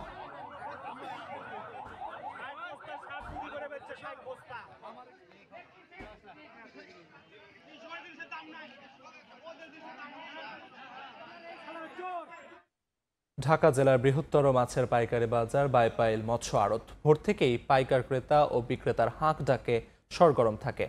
বিস্তারিত জানাতে রিপোর্টার মোজাফফর হোসেন জয় আছেন সেখানে, সরাসরি যাচ্ছি তার কাছে। আমি এই মুহূর্তে রয়েছি ঢাকা জেলার সবচেয়ে বৃহত্তর যে পাইকারি মাছের আড়ত, সেই মাছের আড়ত অর্থাৎ বাইপেল মৎস্য আড়তে। আপনারা জানেন যে বাংলাদেশের প্রত্যন্ত অঞ্চল থেকে এই আড়তে মাছ এসে থাকে, আজকেও মাছ এসেছে এবং এই সপ্তাহের মাছের দরদাম সম্পর্কে আমি যতটুকু জানতে পেরেছি পাইকার এবং ক্রেতাদের কাছ থেকে, এখানে মিশ্র প্রতিক্রিয়া রয়েছে। পাইকাররা বলছেন যে মাছের দাম মূলত 20 টাকা করে কমেছে এই সপ্তাহে কেজি প্রতি, এবং ক্রেতারা বলছেন যে মাছের দাম 20 টাকা করে বৃদ্ধি পেয়েছে এই সপ্তাহে। তবে এই মিশ্র প্রতিক্রিয়ার মধ্যে জানাতে চাই যে আপনারা দেখছেন যে ইলিশ মাছ, এই ইলিশ মাছটি বিক্রি হচ্ছে মূলত ছোট মাছ যেটি সেটি রয়েছে 500 টাকা কেজি দরে, এবং একই সাথে বড় যেটি রয়েছে সেটি 3500 টাকা কেজি দরে বিক্রি হচ্ছে। জানিয়ে রাখতে চাই এই সপ্তাহে আজকের মাছের বাজার দর সম্পর্কে যতটুকু জানা গেছে সেটি হচ্ছে যে কেজি প্রতি ছোট বড় আকৃতির রুই মাছ বিক্রি হচ্ছে 250 থেকে 300 টাকা কেজি দরে, কাতল মাছ বিক্রি হচ্ছে ছোট থেকে বড় আকারের 180 থেকে 250 টাকা কেজি দরে, মলা এবং ঢেলা বিক্রি হচ্ছে 200 থেকে 250 টাকা কেজি দরে, গলদা বিক্রি হচ্ছে 700 থেকে 800 টাকা কেজি দরে, তেলাপিয়া যিনি অত্যন্ত জনপ্রিয় মাছ এই অঞ্চলের সেটি হচ্ছে 150 থেকে, এবং বড়টি বিক্রি হচ্ছে 200 টাকা কেজি দরে, সিলভার কাপ বিক্রি হচ্ছে 100 থেকে 150 টাকা দরে। আগেই বলেছি যে মাছের দরদাম হেরফের মূলত করে সাধারণত মাছের আকৃতি এবং প্রকৃতির উপর নির্ভর করে, আকৃতি বড় হলে মাছের দামও বৃদ্ধি পায়। পাঙ্গাস মাছ বিক্রি হচ্ছে 100 থেকে 150 টাকা দরে, আপনার হরিণা চিংড়ি যেটি রয়েছে সেটি বিক্রি হচ্ছে 500 থেকে 600 টাকা কেজি দরে। ইলিশ মাছ আগেই বলেছি যে ছোটটা 500 টাকা এবং বড় মাছটি বিক্রি হচ্ছে 3500 টাকা কেজি দরে। বড় এবং বিগ গ্রেড বিক্রি হচ্ছে 150 থেকে 200 টাকা কেজি দরে। পুঁটি মাছ বিক্রি হচ্ছে যেটি চাষের পুঁটি, বড় পুঁটি 150 থেকে 200 টাকা কেজি দরে। বিদেশি অর্থাৎ যেটি আপনার বার্মা থেকে আসে সেই পুঁটি বিক্রি হচ্ছে 200 থেকে 250 টাকা কেজি দরে। শিং মাছ চাষের মাছ বিক্রি হচ্ছে 300 থেকে 400 টাকা কেজি দরে। প্রক্ষান্তরে যে মাছটি মূলত নদীর মাছ সেটি বিক্রি হচ্ছে 700 টাকা থেকে 800 টাকা কেজি দরে। রূপচাঁদা বিক্রি হচ্ছে 1000 থেকে 1200 টাকা কেজি দরে। নদীর পাঙ্গাস যেটি সেটি বিক্রি হচ্ছে 800 থেকে 900 টাকা কেজি দরে। একই সাথে চাষের পাঙ্গাস বিক্রি হচ্ছে 500 থেকে 600 টাকা কেজি দরে। পাবদা বিক্রি হচ্ছে 250 থেকে 300 টাকা কেজি দরে। ট্যাংরা মাছ বিক্রি হচ্ছে 300 টাকা থেকে 350 টাকা দরে। গুলশা বিক্রি হচ্ছে 500 থেকে 550 টাকা দরে। একই সাথে মলা এবং ঢেলা যেটি রয়েছে সেটি বিক্রি হচ্ছে 140 থেকে 150 টাকা কেজি দরে। একই সাথে বড় বোয়াল আকৃতির যেটি নদীর বোয়াল সেটি বিক্রি হচ্ছে 400 থেকে 500 টাকা কেজি দরে। বড় বাইম মাছ যেটি রয়েছে যেটি হচ্ছে নদীর মাছ সেটি 700 থেকে 800 টাকা কেজি দরে। ছোট বাইম বিক্রি হচ্ছে 600 থেকে 650 টাকা কেজি দরে। একই সাথে পাবদা ডান্ডি বাইলা যেটি দেওয়া হয় সেটি বিক্রি হচ্ছে 400 থেকে 800 টাকা কেজি দরে। কই মাছ বিক্রি হচ্ছে যেটি চাষের বিক্রি হচ্ছে 150 টাকা কেজি দরে। একই সাথে যেটি হচ্ছে আপনার নদীর মাছ সেটি বিক্রি হচ্ছে 170 থেকে 200 টাকা কেজি দরে। মূলত মাছের দরদাম সম্পর্কে আজকে এটি জানতে পেরেছে, এবং মাছের দরদাম সম্পর্কে আগেই বলেছি যে মাছের দরদাম নিয়ে এই বাইপাল মৎস্য পাইকারি আড়ত যে রয়েছে ঢাকা জেলার সবচেয়ে বৃহত্তর মৎস্য আড়ত, সেখানে শত শত ট্রাক এসে মাছ থেকে আনলোড করা হয়, এবং এই কারণেই মূলত মাছের দরদাম এই সপ্তাহের যে দরদাম সেটি মিশ্র প্রতিক্রিয়া রয়েছে ক্রেতা এবং বিক্রেতাদের মধ্যে। আমরা যতটুকু জানতে পেরেছি যে 20 টাকা কেজি বেশি এবং কমে বিক্রি হচ্ছে এই বাজারে। তো আজকের মাছের দরদাম সম্পর্কে ঢাকা জেলার সবচেয়ে বড় বৃহত্তর যে মাছের পাইকারি আড়ত বাইপাল মৎস্য আড়ত থেকে আমার কাছে এই ছিল মাছের দরদাম সম্পর্কে সর্বশেষ তথ্য। দেখছেন ভোরের সময়। 81 বছর ধরে পটুয়াখালীর গলাচিপার ইচাদি নেসারিয়া দাখিল মাদ্রাসায় বন্ধ মেয়ে শিক্ষার্থীদের ভর্তি কার্যক্রম। এতে শিক্ষা বঞ্চিত এলাকার অনেক কিশোরী, এমনকি নারী শিক্ষিকাকেও পাঠদানে বাধা দেওয়ার অভিযোগ উঠেছে। তবে এমপিওভুক্ত প্রতিষ্ঠানে মেয়েদের ভর্তি না নেওয়া সরকার অনুমোদিত নীতির পরিপন্থী বলে জানিয়ে ব্যবস্থা নেওয়ার কথা জানিয়েছেন জেলা শিক্ষা কর্মকর্তা। শিকদার জাবির হোসেনের রিপোর্ট, ক্যামেরায় ছিলেন তৌকিব পেদা। পটুয়াখালীর গলাচিপা উপজেলার ইচাদি নেসারিয়া দাখিল মাদ্রাসা এমপিভুক্ত এই শিক্ষা প্রতিষ্ঠানের দরজা প্রতিষ্ঠা লগ্ন থেকেই মেয়ে শিশুদের জন্য বন্ধ। এই বিধিনিষেধ শিক্ষায় তৈরি করেছে বৈষম্যের এক অদৃশ্য দেয়াল। এলাকার কিশোরীদের জন্য এটি এক কঠিন বাস্তবতা। কাছে কোনো শিক্ষা প্রতিষ্ঠানে পড়ার সুযোগ না থাকায় বর্ষাকালে 3-4 কিলোমিটার কাদামাটি পেরিয়ে স্কুলে যাওয়া প্রায় অসম্ভব হয়ে ওঠে তাদের জন্য। এতে অষ্টম শ্রেণীর পরেই থেমে যায় অনেকের শিক্ষা জীবন। কেউ কেউ অকালেই জড়িয়ে পড়ে বাল্যবিবাহের মতো ঝুঁকিতে। আমাদের মাদ্রাসায় কোনো মেয়ে শিক্ষার্থীরা পড়ে না, পরে যে হাওলা মাদ্রাসায় মেয়েরা অন্য দূরে যাইয়া লেখাপড়া করতে পারে না। এ কারণে আমাদের দেশে বাল্যবিবাহের প্রভাব অনেক বৃদ্ধি পেয়েছে। সরকারের প্রতি আকুল আবেদন, মহিলা শিক্ষিকা যখন এখানে নিয়োগ হয়েছে আসছে, এখন আমাদের মেয়েরাও যখন এখানে পড়তে পারে। শুধু শিক্ষার্থীরাই নয়, বৈষম্যের শিকার হচ্ছেন নারী শিক্ষিকাও। দাখিল কোটায় নিয়োগ থাকলেও ক্লাসে প্রবেশ করতে দেয়া হয় না বলে অভিযোগ নারী শিক্ষিকার। 6 থেকে আপনার হচ্ছে 8 পর্যন্ত এগুলো আমি নিতে পারবো, কিন্তু উপরে 9, 10 আছে ওই ক্লাসগুলো আমি নিতে পারতেছি না বা ওখানে যাইতে পারতেছি না, ওখানে আমার যাওয়া নিষেধ। এ ঘটনায় ক্ষোভ প্রকাশ করেছেন নারী উন্নয়ন কর্মীরা। তাদের দাবি 81 বছরের পুরনো এই শিক্ষা প্রতিষ্ঠানে মেয়েদের নিষিদ্ধ রাখা বৈষম্যমূলক ও অমানবিক সিদ্ধান্ত। এখন বাংলাদেশে যদি এই নারীরা অবহেলিত হয়, এই মেয়ে শিশুরা ওইখানে ভর্তি হইতে না পারে, তাইলে এই বাংলাদেশ থাকার থেকে না থাকা ভালো। আমাদের ঐক্যবদ্ধ প্রচেষ্টা এবং প্রশাসনের সহযোগিতায় আমাদের এই যে সমস্যা, আমি মনে করি এটা দূর করা সম্ভব। এ বিষয়ে জানতে চাইলে ক্যামেরার সামনে কথা বলতে রাজি নন মাদ্রাসার সুপার। তবে গোপন ক্যামেরায় তিনি জানান, পুরনো প্রথা বজায় রাখতেই মেয়েদের ভর্তি করা হয় না। 1944 সাল থেকে এই প্রতিষ্ঠানটা বালক হিসাবে চলে আসছে। আমি পরে আসছি, আমি যেভাবে পাইছি সেভাবেই চলতে আসছে। এমপিওভুক্ত প্রতিষ্ঠানে মেয়েদের ভর্তি না নেওয়া সরকার অনুমোদিত নীতির পরিপন্থী বলে জানালেন জেলা শিক্ষা কর্মকর্তা। দ্রুত তদন্ত করে ব্যবস্থা নেওয়া হবে বলে জানান তিনি। নারী শিক্ষার্থী এখানে ভর্তি হতে পারবে না, এটা কিন্তু সরকারি টোটাল বিধি বহির্ভূত একটি বিষয়। তো যাতে করে মাদ্রাসাটি সরকারি বিধিবিধান মেনে চলে, সে ব্যাপারে আমি অবশ্যই ভূমিকা রাখব। 1944 সালে যাত্রা শুরু করা ইচাদি নেসারিয়া দাখিল মাদ্রাসায় বর্তমানে 270 শিক্ষার্থী ও 12 জন শিক্ষক রয়েছে। শিকদার জাবির হোসেন, সময় সংবাদ, পটুয়াখালী। প্রতিষ্ঠার 19 বছরেও বরগুনা পলিটেকনিক ইনস্টিটিউটে নির্মাণ হয়নি ছাত্রাবাস। বাড়তি টাকা খরচ করে ভাড়া বাসায় থাকতে হচ্ছে শিক্ষার্থীদের। কর্তৃপক্ষ বলছে কলেজের নিজস্ব জমি না থাকায় ছাত্রাবাস নির্মাণ করা যাচ্ছে না। রুবেল হোসেনের ছবিতে সাইফুল মিরাজের রিপোর্ট। 2006-07 শিক্ষাবর্ষে যাত্রা শুরু করে বরগুনা পলিটেকনিক ইনস্টিটিউট। প্রতিষ্ঠানটির প্রায় 80% শিক্ষার্থী উত্তরাঞ্চলের, অথচ এসব শিক্ষার্থীদের থাকার জন্য নেই ছাত্রাবাস। শিক্ষার্থীদের অভিযোগ, ছাত্রাবাস না থাকায় নানা দুর্ভোগ পোহাতে হয় তাদের। ভাড়া বাসায় খরচ বাড়ায় হিমশিম অবস্থা অনেকের। নিরাপত্তাহীনতায় শিক্ষা জীবন পার করতে হচ্ছে তাদের। এখানে থাকতে আমার অনেক অসুবিধা হইতেছে, ওইখানে আমার অনেক কিছু মানিয়ে থাকতে হয়, তারপর লেখাপড়া অনেক সমস্যা হইতেছে। স্থানীয়রা এসে আধিপত্য বিস্তার করতে চায় এবং আমাদের ডিস্টার্ব করে, যার কারণে আমাদের লেখাপড়ায় বিঘ্ন ঘটে। মেসের সমস্যা, আমরা ওই ক্ষেত্রে মেস পরিবর্তন করতে চাই, কিন্তু আমরা পরিবর্তন করতে পারি না 1 বছরের জন্য। 1 বছর আমাদের ওইখানে থাকতেই হবে। এদিকে কর্তৃপক্ষের দাবি, ছাত্রাবাস নির্মাণের উদ্যোগ নেওয়া হলেও কলেজের নিজস্ব জমি না থাকায় তা সম্ভব হয়নি। তবে জমি অধিগ্রহণের চেষ্টা চলছে। ভবনের জন্য কোনো ধরনের কোনো জমির পিছনে কোনো অর্থ ধরা নেই বা বরাদ্দও নেই, যে কারণে আমরা আসলে হোস্টেলটা করতে পারতেছি না। এটা বিগত 22 সালে আমরা এটা নিয়ে জরিপ করছিলাম বা এটা নিয়ে আমরা ঢাকাতে তথ্য প্রেরণ করছি।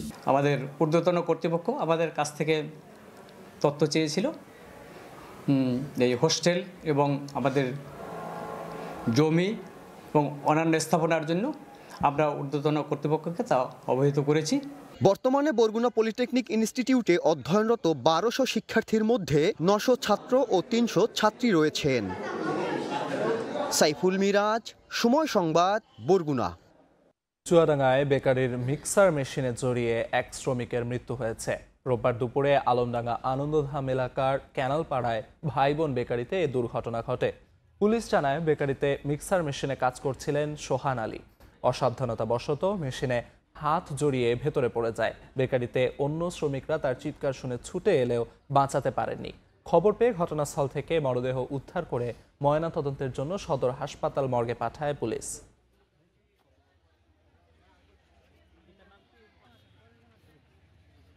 কিশোরগঞ্জের পাকুন্দিয়ায় বসতঘর থেকে গৃহবধূর মরদেহ উদ্ধার করা হয়েছে। রোববার রাতে বুরুদিয়া ইউনিয়নের সালুদিয়া ভিটাপাড়া এলাকায় এ ঘটনা ঘটে। পুলিশ জানায়, 999-এ ফোন করে স্বজনরা জেসমিনের লাশ উদ্ধারের খবর জানায়। পুলিশ ঘটনাস্থলে গিয়ে লাশ উদ্ধার করে। নিহতের গলা ও ঘাড়ে ধারালো অস্ত্রের আঘাত রয়েছে। জিজ্ঞাসাবাদের জন্য ওই নারীর স্বামী সহ 2 জনকে আটক করেছে পুলিশ। বগুড়া সদরে পুলিশ কর্মকর্তাকে ছুরিকাঘাত করে পালিয়েছে মাদক কারবারি। পুলিশ জানায়, এটিএসআই বাবর আলী একজন কনস্টেবলকে সঙ্গে নিয়ে রোববার সন্ধ্যায় রহমাননগর জিলাদার পাড়ায় যান। এ সময় মাদক বিক্রির সময় রিয়াদ নামে এক মাদক কারবারিকে আটক করা হয়। হঠাৎ বাবর আলীকে ছুরিকাঘাত করে পালিয়ে যায় রিয়াদ। আহত পুলিশ সদস্যকে বগুড়ায় শহীদ জিয়াউর রহমান মেডিকেল কলেজ হাসপাতালে ভর্তি করা হয়েছে।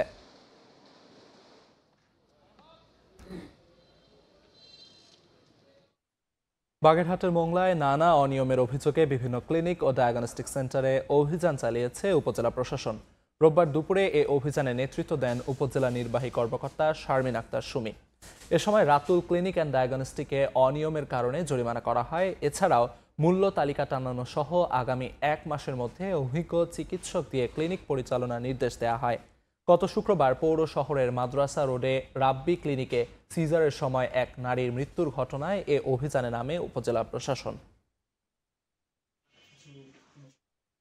নরসিংদীতে একটি স্পিনিং মিলে ভয়াবহ অগ্নিকাণ্ডে ব্যাপক ক্ষতি হয়েছে। শিলামন্দি NR নামে স্পিনিং মিলে আগুন লাগে। খবর পেয়ে ফায়ার সার্ভিসের 8টি ইউনিট প্রায় 7 ঘন্টার চেষ্টায় আগুন নিয়ন্ত্রণে আনে। গোডাউনে থাকা তুলা ও সুতা পুড়ে গেছে বলে জানিয়েছে মিল কর্তৃপক্ষ। তবে আগুনের সূত্রপাতের কারণ নিশ্চিত হওয়া যায়নি। নানা আয়োজনে পালন করা হয়েছে গৌরবোজ্জ্বল সাতক্ষীরা মুক্ত দিবস। 1971 সালে 7 ডিসেম্বর হানাদার মুক্ত হয় সাতক্ষীরা জেলা। দিবসটি উপলক্ষে সকালে মুক্তিযোদ্ধা সংসদের আয়োজনে জাতীয় পতাকা উত্তোলন, জাতীয় সঙ্গীত পরিবেশন, বর্ণাঢ্য শোভাযাত্রা ও বীর শহীদদের প্রতি শ্রদ্ধা নিবেদন করা হয়। পরে জেলা মুক্তিযোদ্ধা সংসদ মিলনায়তনে আলোচনা সভা অনুষ্ঠিত হয়।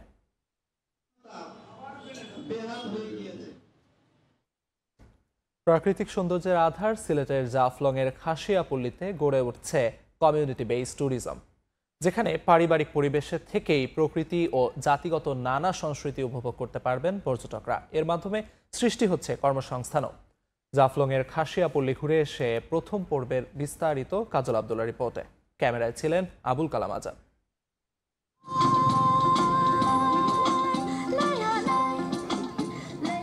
সিলেটের খাসিয়াপল্লী ভারতের মেঘালয় ও বাংলাদেশের জাফলংয়ের আন্তঃসীমায় এই জনগোষ্ঠীর বসবাস। রয়েছে ভিন্ন সংস্কৃতির মনোমুগ্ধকর আবহ।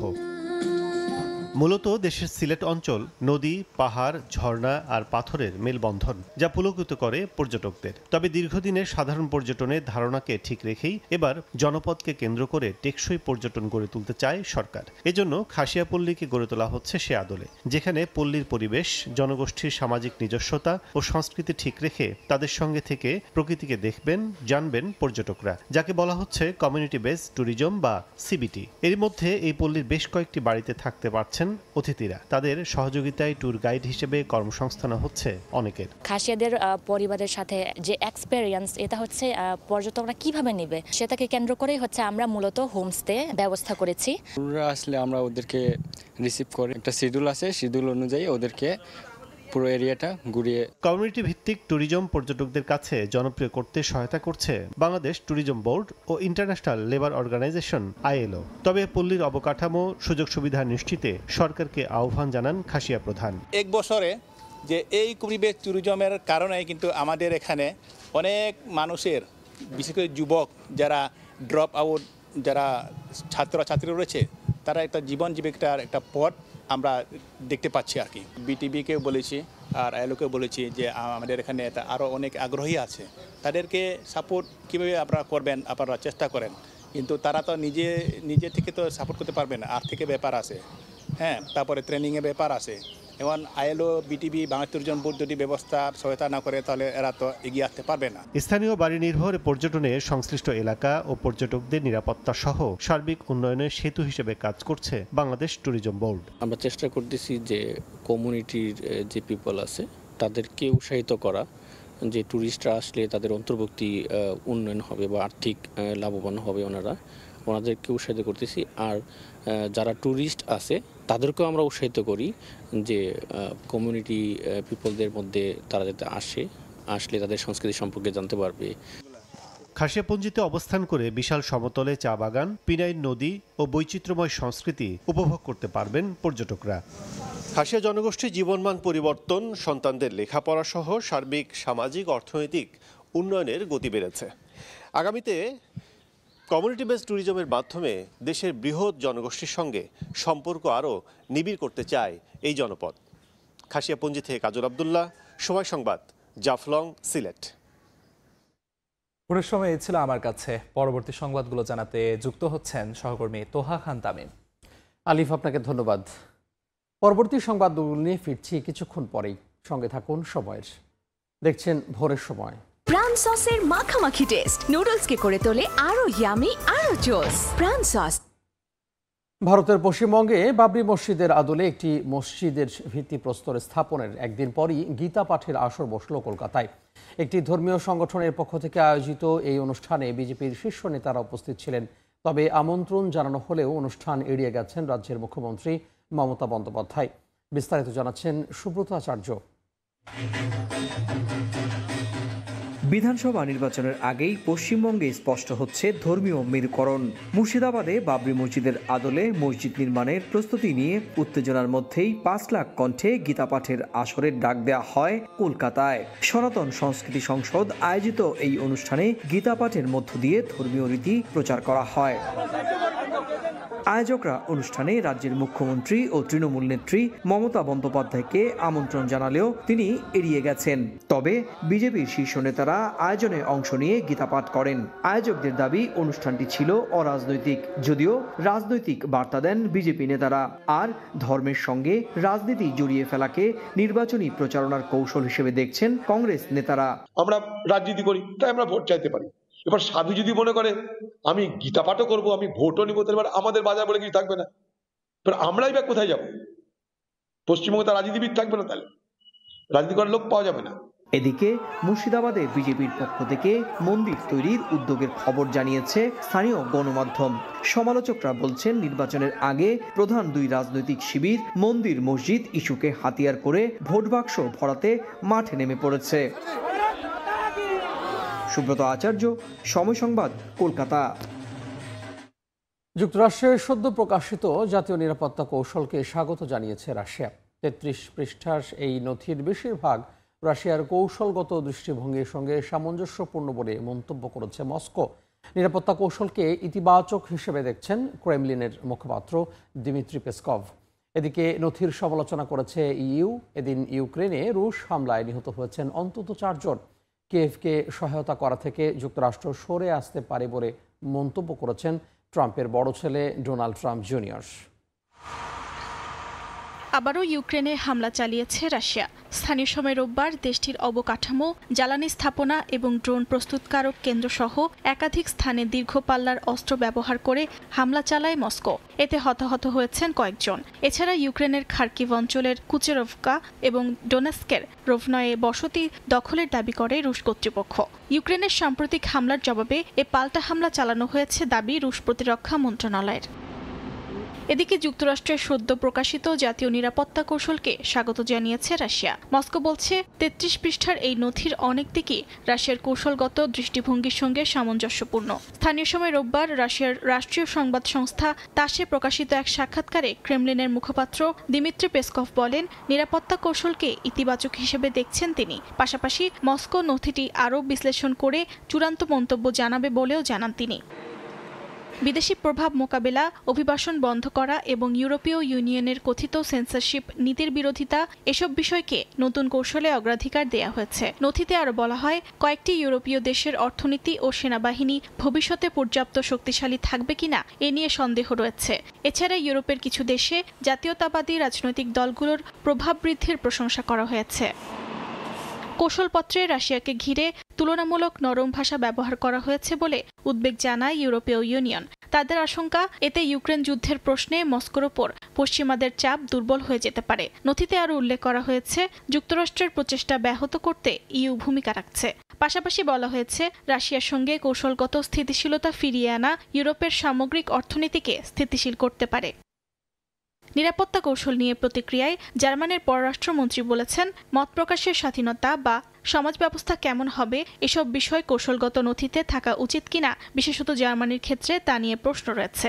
এদিকে পোল্যান্ডের প্রধানমন্ত্রী ডোনাল্ড টাস্ক সামাজিক মাধ্যমে যুক্তরাষ্ট্রের উদ্দেশ্যে বলেন, ইউরোপ যুক্তরাষ্ট্রের ঘনিষ্ঠতম মিত্র, যুক্তরাষ্ট্রের শত্রু এবং পোল্যান্ডের শত্রু একই বলে উল্লেখ করেন টাস্ক। অন্যদিকে যুক্তরাষ্ট্রের কংগ্রেসের ডেমোক্র্যাট সদস্যরা বলেন, এই নথি দেশের বৈদেশিক সম্পর্ককে ধ্বংস করে দিতে পারে। এদিকে রোববার কাতারের দোহায় এক সম্মেলনে ট্রাম্পের বড় ছেলে ডোনাল্ড ট্রাম্প জুনিয়র বলেন, কিয়েভকে সহায়তা করা থেকে সরে আসতে পারেন মার্কিন প্রেসিডেন্ট ডোনাল্ড ট্রাম্প। ইউক্রেনে যুদ্ধ চালিয়ে যাওয়ার উদ্দেশ্য নিয়ে ট্রাম্প জুনিয়র বলেন, ইউক্রেনের দুর্নীতিগ্রস্ত ধনীরা দেশ ছেড়ে পালিয়ে গেছেন। তিনি আরও বলেন, ইউক্রেনের প্রেসিডেন্ট ভলোদিমির জেলেনস্কি যুদ্ধকে দীর্ঘায়িত করছেন। অর্জিতা শেহজিন, সময় সংবাদ। গাজায় ইসরায়েলি হামলায় ৬ ফিলিস্তিনি নিহত হয়েছেন। এ সময় আহত হয়েছেন অন্তত ১৭ জন। অক্টোবর থেকে হামলায় কমপক্ষে ৩৭৩ জন মারা গেছেন এবং ৯৭০ জন আহত হয়েছেন বলে জানিয়েছে গাজার স্বাস্থ্য মন্ত্রণালয়।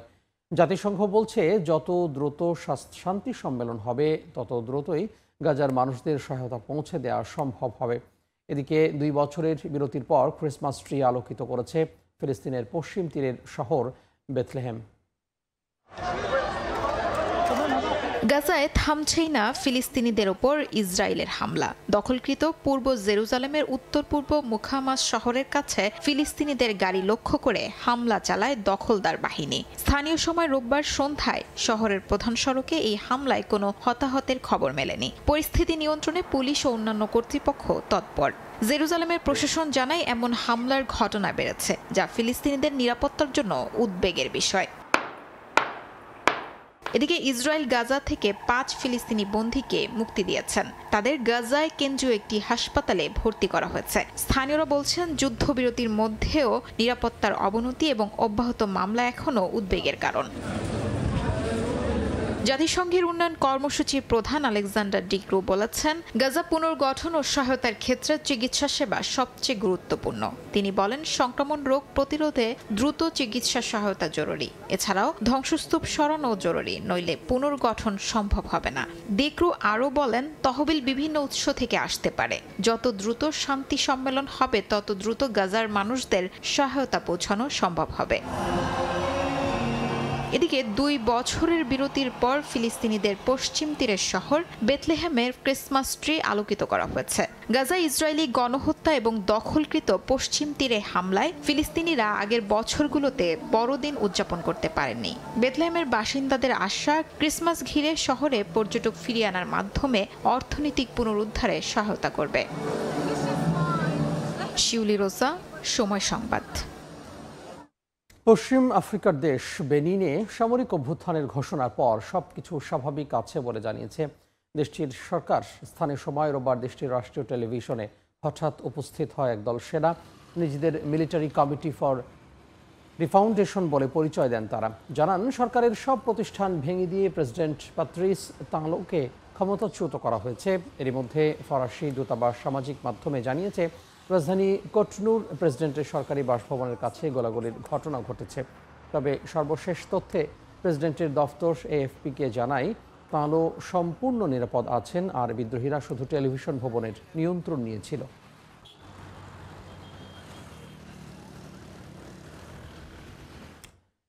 গ্রিসে নৌকাডুবির ঘটনায় অন্তত ১৭ অভিবাসন প্রত্যাশীর লাশ উদ্ধার করা হয়েছে। আশঙ্কাজনক অবস্থায়ও আরও ২ জনকে জীবিত উদ্ধার করা হয়। স্থানীয় সময় শনিবার দেশটির ক্রিট দ্বীপের দক্ষিণ পশ্চিমে প্রায় ৪৮ কিলোমিটার দূরে এই নৌ দুর্ঘটনা ঘটে। গ্রিস কর্তৃপক্ষ বলছে, তুর্কি মালবাহী জাহাজ দুর্ঘটনার বিষয়ে জানানোর পর হতাহতদের উদ্ধারে নৌকা ও হেলিকপ্টার পাঠানো হয়। উদ্ধার হওয়া ২ জনকে হাসপাতালে ভর্তি করা হয়েছে। খারাপ আবহাওয়ার কারণে নৌকাটি দুর্ঘটনার কবলে পড়ে বলে জানিয়েছেন আহতরা। এমনকি তাদের খাবার ও পানীয় শেষ হয়ে যায়। ইতালিতে অভিবাসীদের প্রবেশ বন্ধের পক্ষে দেশটির ৬৩% নাগরিক। ৫৪ লাখ অভিবাসীর দেশটিতে অপরাধের হারে শীর্ষে রয়েছে রাজধানী রোম। ৫ ডিসেম্বর প্রকাশিত ইতালির ৫৯তম আদমশুমারিতে এই তথ্য পাওয়া যায়। প্রবাসী বাংলাদেশিরা বলছেন, যে কোনো অপরাধের ক্ষেত্রে সজাগ থাকতে হবে তাদের। ইতালি থেকে হাসান মাহমুদের তথ্যচিত্রে ডেস্ক রিপোর্ট। ইউরোপ জুড়ে বাড়ছে অভিবাসন বিতর্ক। এবার সেই আলোচনার কেন্দ্রে রয়েছে ইতালি। দেশটির সাম্প্রতিক আদমশুমারির তথ্য বলছে, সামাজিক চাপ, কর্মসংকট এবং নানা অপরাধ সহ বিভিন্ন কারণে বদলে যাচ্ছে ইতালির বাস্তবতা। 2025 সালের আদমশুমারির প্রতিবেদন অনুযায়ী ইতালির স্থানীয় নাগরিকদের তুলনায় অভিবাসীরা কর্মক্ষেত্রে কিছুটা পিছিয়ে। 29% অভিবাসী খণ্ডকালীন চুক্তিতে কাজ করলেও তাদের মধ্যে 29.4% অদক্ষ চাকরিতে নিযুক্ত। ইতালীয়দের ক্ষেত্রে এই হার মাত্র 8%। তবে উচ্চশিক্ষার ক্ষেত্রে অতিরিক্ত যোগ্যতা সম্পন্ন বিদেশি স্নাতকদের 55.4% চাকরিতে নিযুক্ত। দুর্ভাগ্যক্রমে অভিবাসীদের মধ্যে 35.6% চরম দারিদ্র্যসীমার নিচে বাস করে, যেখানে ইতালীয়দের ক্ষেত্রে এই সংখ্যা মাত্র 7.4%। সামাজিক শৃঙ্খলা এবং সংস্কৃতি নিয়েও ইতালির বিভিন্ন দেশের নাগরিকদের মধ্যে উদ্বেগ রয়েছে। 59% ইতালীয় মনে করেন বেশি অভিবাসীর আগমনে সমাজের শৃঙ্খলা নষ্ট হয় এবং 38% মনে করেন জাতীয় পরিচয় হুমকির মুখে পড়ে। তবুও 38% নাগরিক স্থানীয় নির্বাচনে বিদেশিদের ভোট দেওয়ার পক্ষে। এদিকে অপরাধের হারে শীর্ষে রয়েছে রাজধানী রোম, যেখানে 2024 সালে 2,71,779টি অপরাধ সংগঠিত হয়েছে। মিলানে সংগঠিত হয়েছে 2,26,860টি। বিদেশিরা অনেকেই বিভিন্ন খারাপ কাজের সাথে জড়িত, এমনকি বাংলাদেশিরাও কেউ কেউ তার সাথে জড়িত। ইতালি প্রবাসী যারা এবং ইতালি কমিউনিটি নেতৃবৃন্দ যারা, সকলেই আমরা যাতে এই অপরাধমূলক কর্মকাণ্ড থেকে আমরা বিরত থাকি। রোমে অপরাধের সংখ্যাটা দিন দিন বেড়েই চলছে। সবাইকে সতর্ক থাকার জন্য অনুরোধ করব, সব ধরনের অন্যায় থেকে ইতালিয়ান প্রশাসন যেটাকে নিষেধ করে আমরা এগুলো এড়িয়ে চলি। পুরো ইতালিতে বিশেষ করে রাজধানী রোমে চুরি বা পকেটমারের ঘটনা ঘটছে সবচেয়ে বেশি। 2024 সালে 33,468টি চুরির ঘটনা রেকর্ড করা হয়েছে। এই কারণে দেশটির নাগরিকদের অভিযোগ, রাস্তাঘাটে হাঁটা এখন বিপজ্জনক। গেল বছর দেশটিতে 5,18,497টি দুর্ঘটনার খবর পাওয়া গেছে। এতে প্রাণ হারিয়েছেন 1291 জন। সময় সংবাদ, Italy. Thai Aluminium. The better is now the best. বিক্ষোভে উত্তাল বিশ্বের বিভিন্ন দেশ। গ্রিসে পুলিশের হাতে নিহত 15 বছরের কিশোর হত্যার 17তম বার্ষিকীতে রাজপথে নামেন শত শত আন্দোলনকারী। অভিবাসন বিরোধী অভিযানের বিরুদ্ধে বিক্ষোভ হয়েছে যুক্তরাষ্ট্রের লুইজিয়ানা অঙ্গরাজ্যে।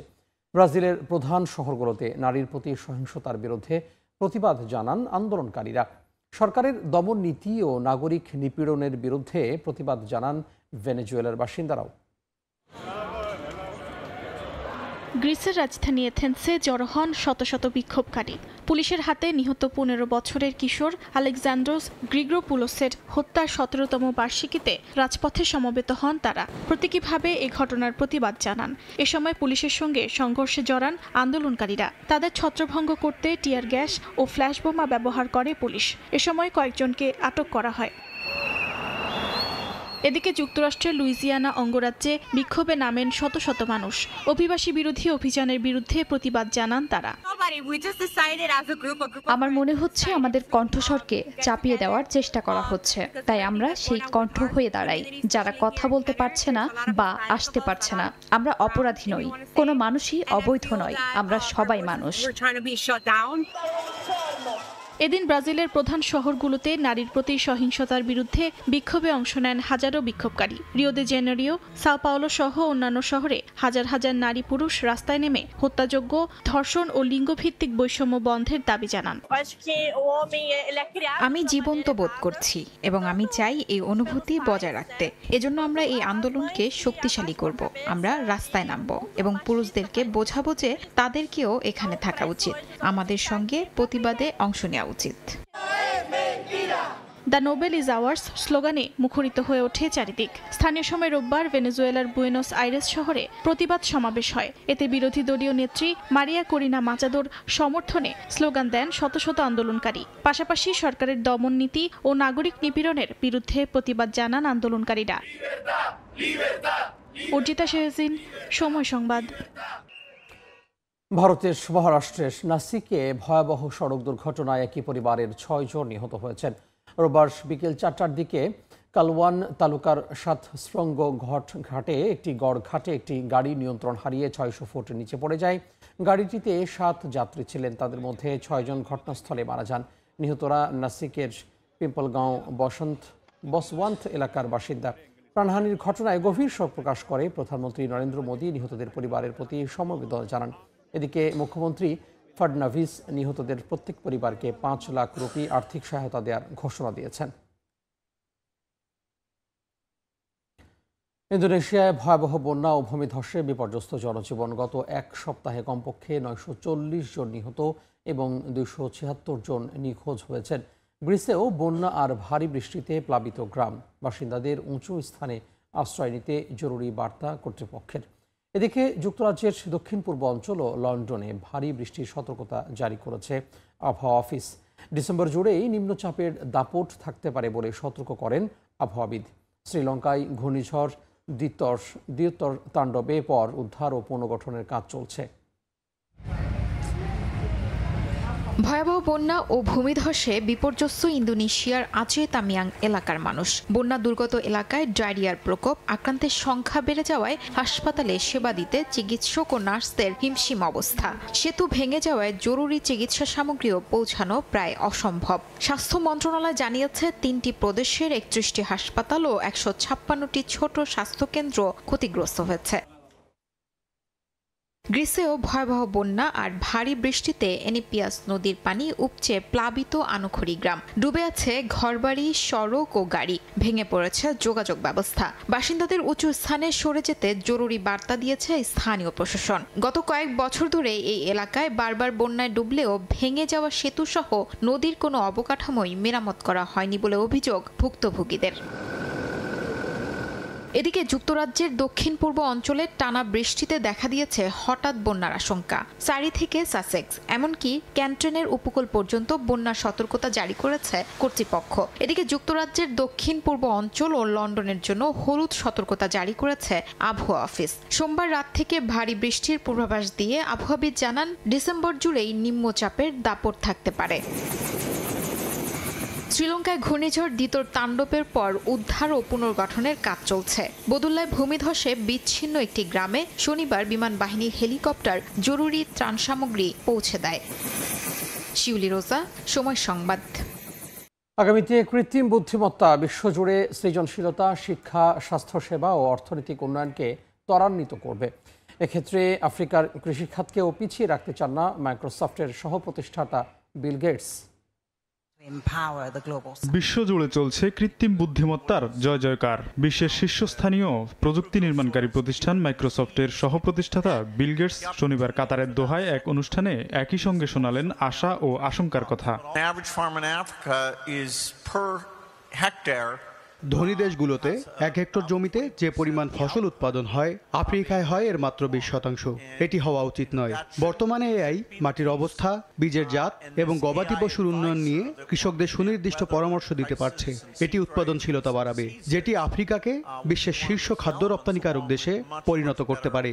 তবে তা নির্ভর করবে এর ব্যবহারকারীদের উপর।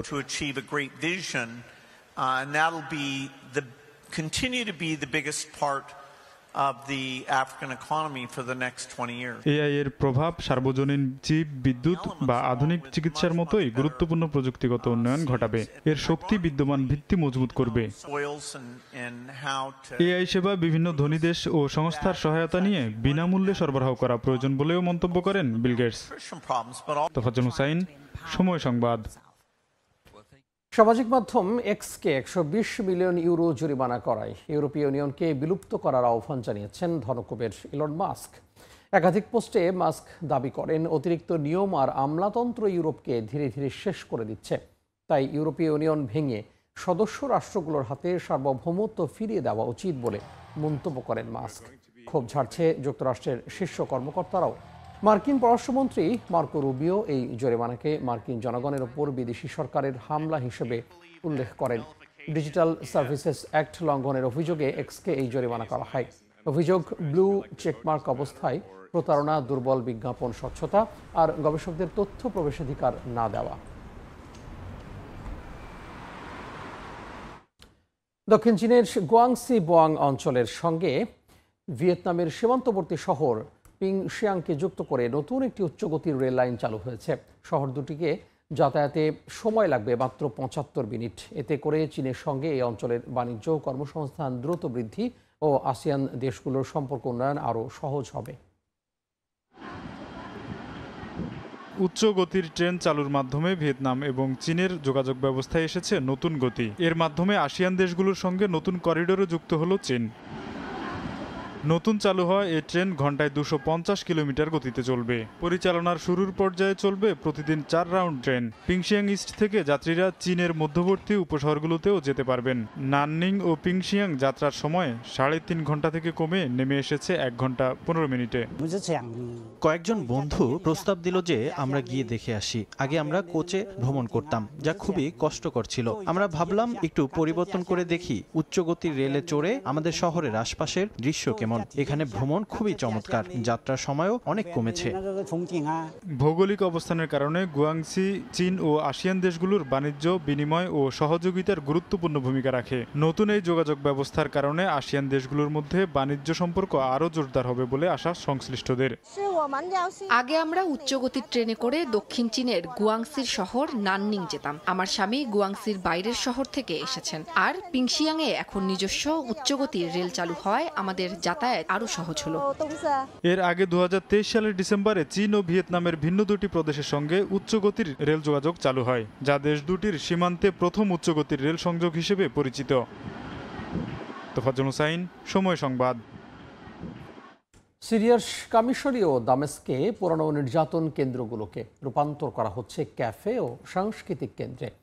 যেখানে একসময় ভয়, জেরা আর নিখোঁজ হওয়ার আতঙ্ক ছিল, সেই কক্ষই এখন কফির সুবাস, থিয়েটারের ক্লাস আর তরুণদের পদচারণায় মুখর।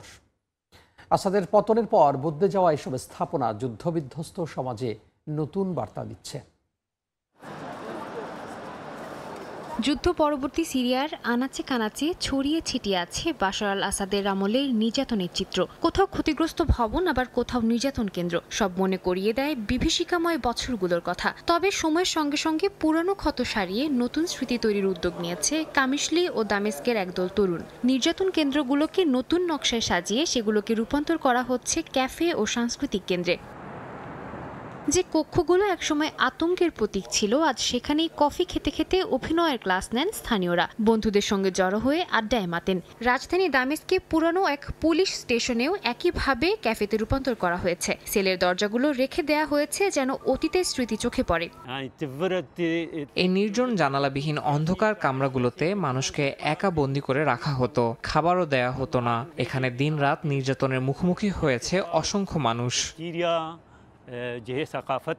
গত বছরের 8 ডিসেম্বর ক্ষমতাচ্যুত হওয়ার পর প্রকাশ্যে আসে আসাদ সরকারের বন্দি শিবিরগুলোর নির্মমতার চিত্র। নাগরিকরা বেরিয়ে আসেন ভয়াবহ সেই নির্যাতন কেন্দ্রগুলো থেকে। মানবাধিকার সংস্থাগুলোর দাবি, 2011 সালে গৃহযুদ্ধের সময় থেকেই মানুষদের আটকে রাখা হতো, যাদের অনেকেই আর কখনো পরিবারের কাছে ফিরে যেতে পারেননি। সাদিয়া তাসনিম, সময় সংবাদ।